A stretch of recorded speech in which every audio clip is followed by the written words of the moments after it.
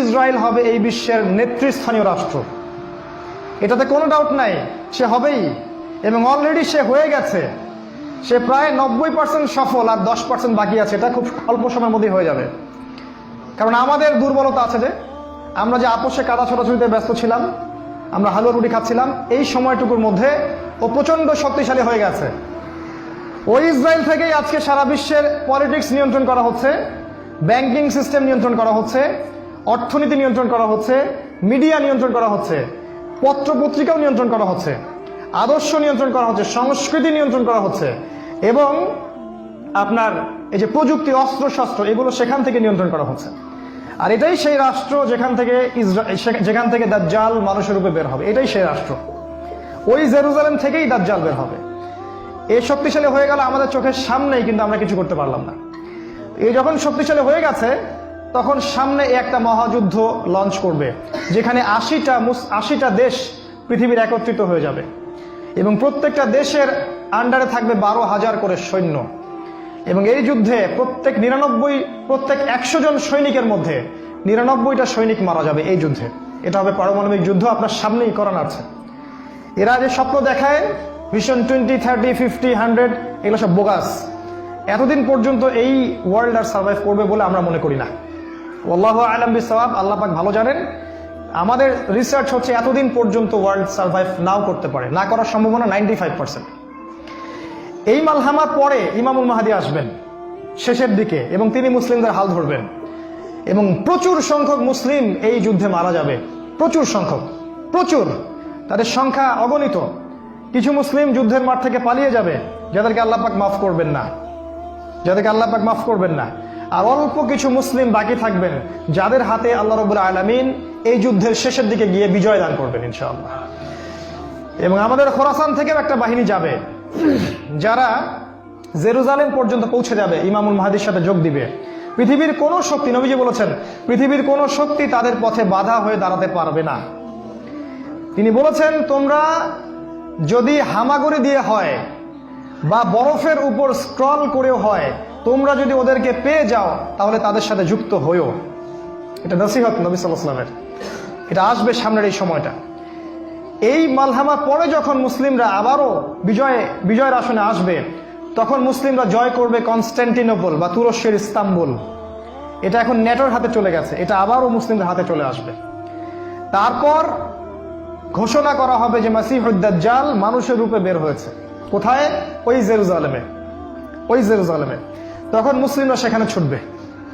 দাজ্জালের বাহিনীর সাথে মুসলিমদের ব্যাপক ফাইট হবে, কিন্তু মুসলিমরা তাদের সাথে পেরে উঠবে না। কেন পেরে উঠবে না? কারণ আল্লাহ পাক দাজ্জালকে এজন্য এভাবেই সৃষ্টি করেছেন। সে একটা পরীক্ষা, একটা ফিতনা।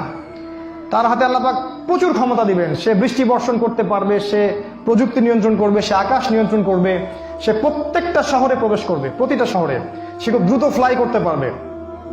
তার হাতে খাবারের মজুদ থাকবে, মানুষকে দুর্ভিক্ষের মধ্যে সে ফেলে দিবে। যারা তার আনুগত্য করবে সে তাদেরকে খাবার দিবে, মানে ইকোনমিক প্রোগ্রেস দিবে। যারা ওকে অনুসরণ করবে সে তাদেরকে সোনা রূপা দিয়ে দিবে। যারা ওকে অস্বীকার করবে সে তাদেরকে দুর্ভিক্ষ দিবে, মেরে ফেলবে। এক কথায় যারা দাজ্জালকে অনুসরণ করবে তাদের প্রত্যেককে দাজ্জাল প্রোগ্রেস দিবে, উন্নতি অগ্রগতি দিবে, তাদের জিডিপি বাড়তে থাকবে এক কথায়। আর যারাই মাসিহুদ দাজ্জালের বিরোধিতা করবে তাকে সে একদম ধ্বংস করে ফেলবে, একদম ধ্বংস। অর্থনৈতিক দিক থেকে, শারীরিক দিক থেকে রাষ্ট্রগুলো আক্রমণ করবে, সে পুরো ম্যাসাকার করে ফেলবে। তার হাতে আল্লাহ পাক এরকম ক্ষমতা দিবেন। এই জন্য মুসলিমরা তাদের সাথে পেরে উঠবে না। তাহলে কি হবে? আল্লাহ রাব্বুল আলামিন তখন মুসলিমদের দোয়া কবুল করবেন এবং ঈসা আলাইহিস সালামকে আকাশ থেকে পাঠাবেন এই পৃথিবীতে আবারও ইনশাআল্লাহ। এবং ঈসা আলাইহিস সালাম সিরিয়ার দামেস্কে সাদা মিনারের উপরে নামবেন এবং ইমামুল মাহদীও সেখানে থাকবেন। সেখানে ফজরের নামাজ পড়া হবে, ইমামুল মাহদী ইমামতি করবেন, আর এই ঈসা আলাইহিস সালাম পিছনে মুক্তাদি হয়ে থাকবেন। এটা আমাদের জন্য গর্বের বিষয়। এরপরে ঈসা আলাইহিস সালাম বলবেন যে অবরোধ তুলে দেওয়া হবে, মসজিদের দরজা খুলে দেওয়া হবে এবং ঈসা আলাইহিস সালামকে দেখা মাত্রই মাসিহুদ দাজ্জাল পালাতে শুরু করবে এবং দাজ্জালের বাহিনী অর্থাৎ ইহুদি খ্রিস্টান সভ্যতার সাথে মুসলিমদের যুদ্ধ হবে।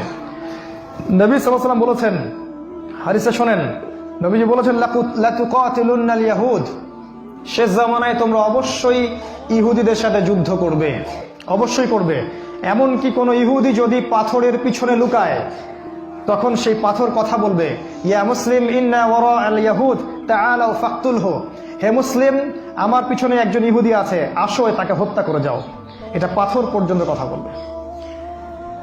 ফিলিস্তিনের বাবে লুদ নামক জায়গায় দাজ্জালকে হত্যা করা হবে।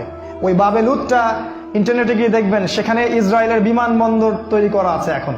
এই বাবে লুদেই এখনই তৈরি করা আছে।